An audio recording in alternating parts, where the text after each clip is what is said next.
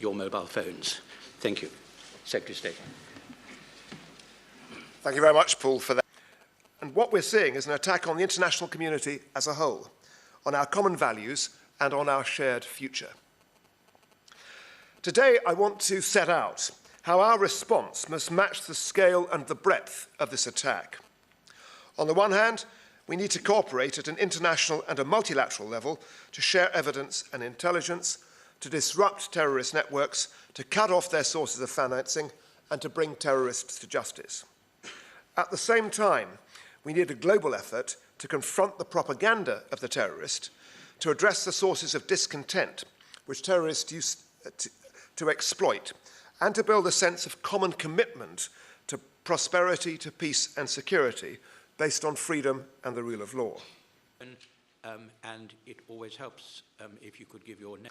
Let me say, this is why the international community stand against Iran's continued non-compliance with its non-proliferation treaty obligations and successive resolutions of the Board of Governors of the International Atomic Energy Agency is so important.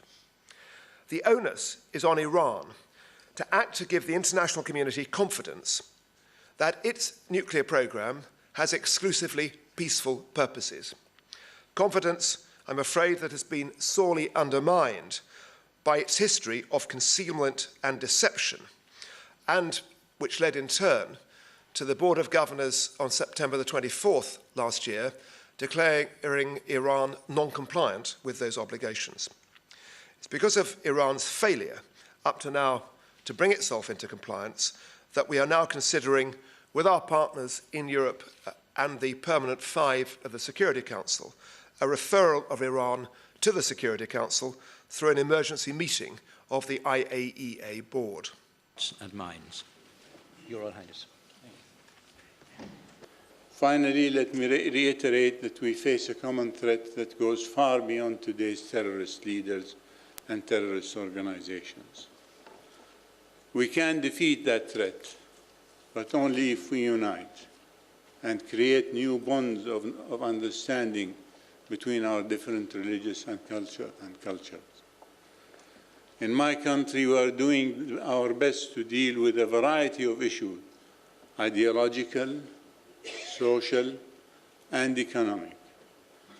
But our efforts alone are not enough.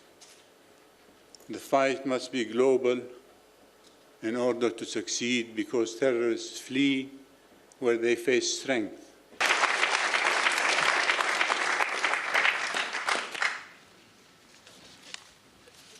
Your Royal Highness.